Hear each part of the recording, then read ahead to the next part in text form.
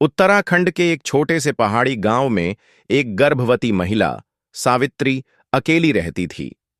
उसके पति की 1 साल पहले एक दुर्घटना में मृत्यु हो गई थी।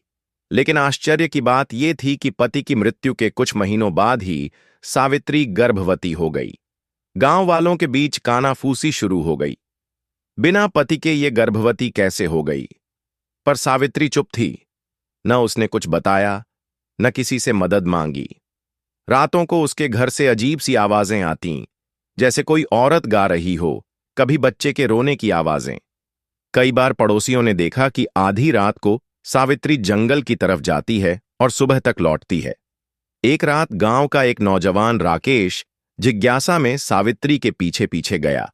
उसने देखा कि सावित्री जंगल में एक पुराने मंदिर में गई और वहां एक चमकते हुए प्रकाश में कुछ बुदबुदाने लगी। अचानक हवा तेज हो गई, पेड़ हिलने लगे और मंदिर के अंदर से एक अजीब सी रोशनी निकली। राकेश डरकर भाग गया। कुछ हफ्तों बाद सावित्री ने एक सुंदर लेकिन बेहद शांत और चमकती आंखों वाले बच्चे को जन्म दिया। बच्चे की आंखें इंसानों जैसी नहीं थीं, उनमें गहरा नीला प्रकाश झलकता था। गांव में अफवाह फैल गई कि यह बच्चा इंसानी नहीं है। एक रात सावित्री ने गांव के चौपाल में सबको बुलाया और एक रहस्य बताया। जब मेरे पति की मौत हुई, मैं टूट चुकी थी। एक रात मैंने आत्महत्या करने का विचार किया और जंगल चली गई। वहां एक रहस्यमयी शक्ति से मेरी मुलाकात हुई।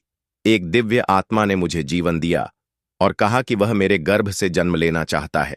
यह बच्चा कोई साधारण बालक नहीं, बल्कि धरती पर संतुलन लाने आया है। इसके बाद सावित्री और उसका बच्चा रहस्यमयी तरीके से गायब हो गए। कुछ लोगों का कहना था कि उन्हें हिमालय की ऊंचाइयों पर देखा गया, जहां कोई आम इंसान नहीं पहुंच सकता। आज भी गांव में अगर किसी नवजात के रोने की आवाजें रात को सुनाई दें, तो बुजुर्ग कहते हैं, सावित्री का दिव्य पुत्र आया है किसी को बचाने।